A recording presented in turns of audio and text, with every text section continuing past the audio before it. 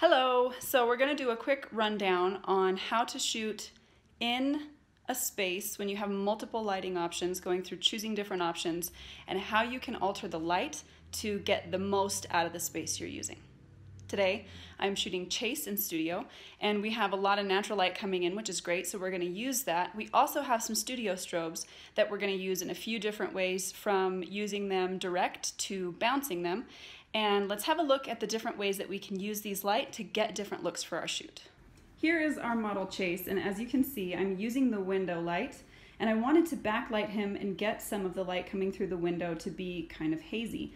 So the problem with that is then obviously, as you can see, you lose the light on the front of the face. So with options like these different strobes, we can either shoot them directly at the model, or we can choose to do something else, which is what I've done in this circumstance, and that is shoot a bare bulb directly at the white wall that's across to bounce just enough light back toward the model so that we have a portrait that is not appearing to be lit by a strobe. It looks like it's natural.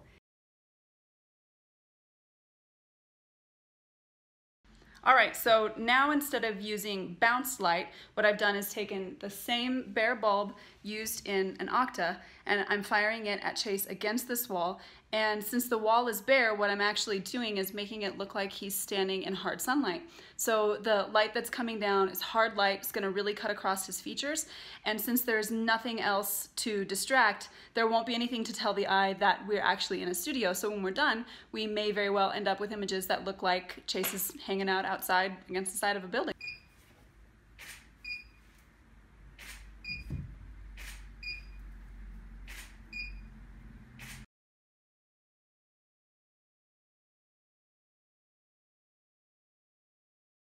So here is Chase again in our next outfit, and the point of this part of the shoot is to get a shot that feels really catalog, lifestyle, fun, and light and bright.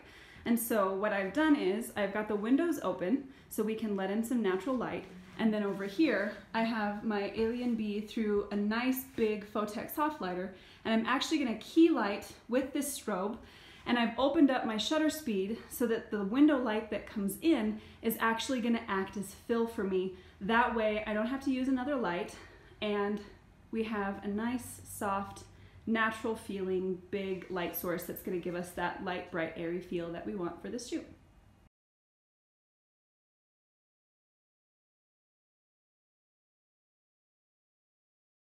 All right, so at this point we're now using just window light for the portraits, and we have two big windows to use, but what I've done is I've actually placed Chase between them so that the window light from the first window is coming toward his face at almost a loop light angle, depending on how he turns his head.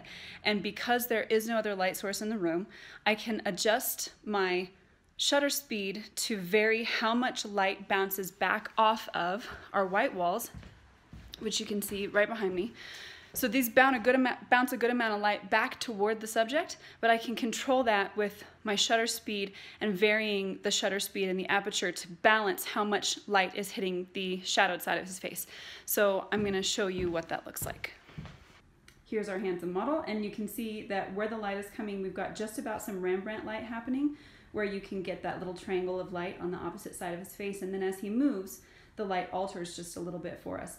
And if I change my shutter speed, then that darker side of his face on his left or right actually will brighten up, and we'll get a little bit lighter of a portrait.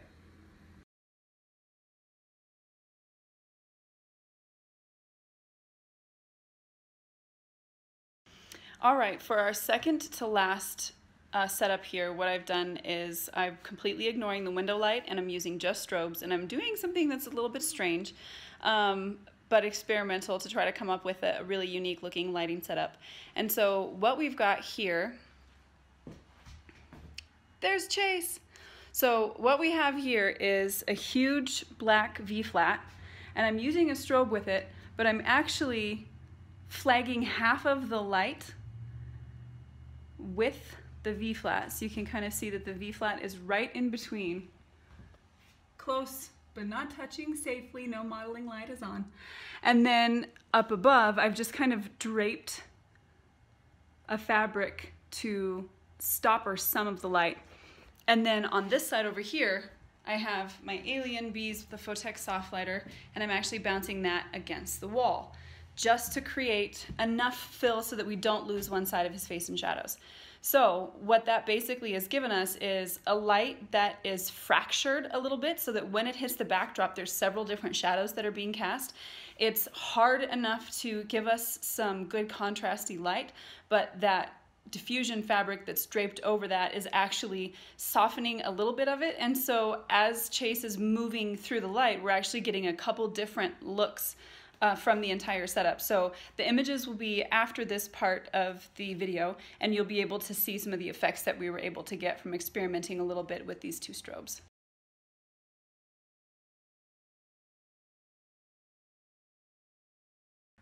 All right, for our final setup, we are doing a 3-light setup in the studio that is using one large key light as the main source, the alien bee through the Photex soft lighter, and then 2 smaller octas as rim lights on the side. And this is the last setup that we're doing today in order to kind of round the day out and finish off with a really polished look. So let me show you what that looks like.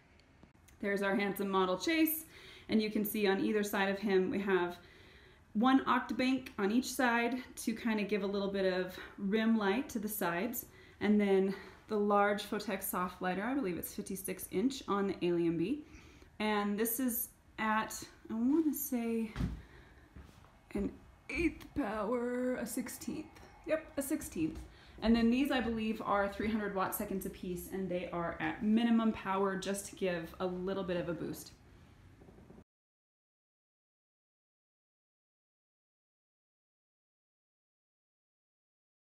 So I hope you were able to see through the several different light setups we used, natural light as well as studio light, bounce light, fill light, direct light, and I hope you get a little bit of an idea of some things that you might be able to try in studio, especially if you have windows to use. There are a million ways to use light, whether it's direct light, bouncing it, diffusing it, flagging it.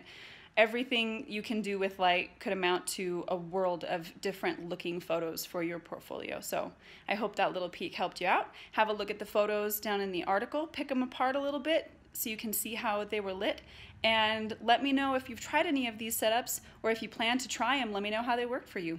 See you later.